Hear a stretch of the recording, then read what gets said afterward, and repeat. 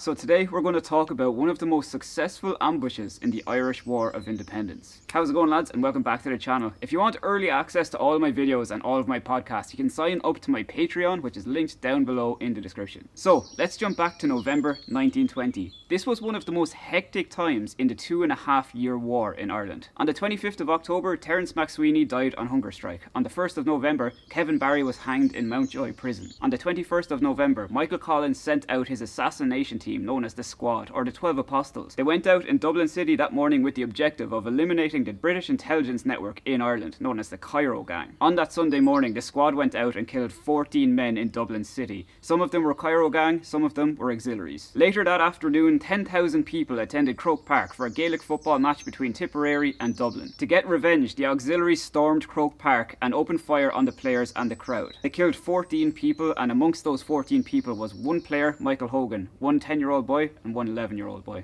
And this brings us to the Kilmichael ambush 1 week later on the 28th of November 1920. On that morning, a young Irish rebel, veteran of World War I and leader of the 3rd West Cork Brigade, led 36 men to Kilmichael, County Cork. And this young man's name was Tom Barry. As the auxiliaries rampaged through the country, a division of auxiliaries ended up residing in Macroom Castle.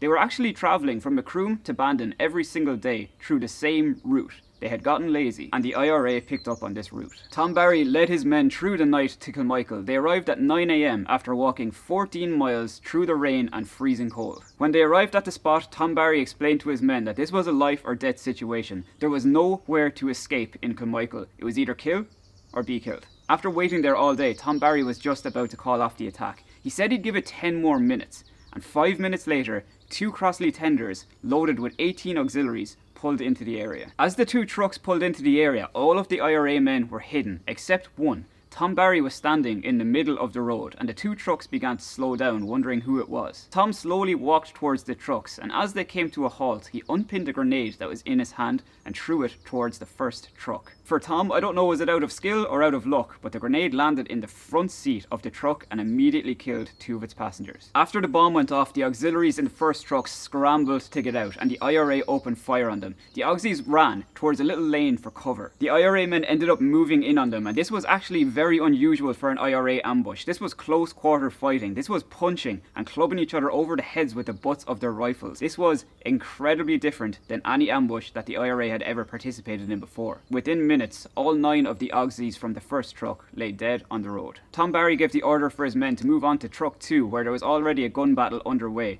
As they arrived at truck 2, the auxiliaries dropped their weapons and shouted, "We surrender." The IRA men jumped up from their positions and started to move in on the auxiliaries. As they were moving in, one auxiliary grabbed a revolver from his hip and started firing. Tom Barry shouted to his men and said, quote, "Keep firing and don't stop until I tell you." Within another few minutes, all 17 of the auxiliary division of the Royal Irish Constabulary lay dead on the road, and the IRA had completed their successful ambush. So, I hope you enjoyed that story about the Kilmichael ambush. It was definitely one of the most successful ambushes in the 2.5-year War of Independence. And just one more thing, as I said, if you want early access to all of my videos and all of my podcasts and behind the scenes content, you can sign up to my Patreon, which I'll have linked below in the description. Also, if you want to keep up to date for future videos, make sure you follow me on Instagram. Other than that, I'll see you in the next one, lads. Thanks a million.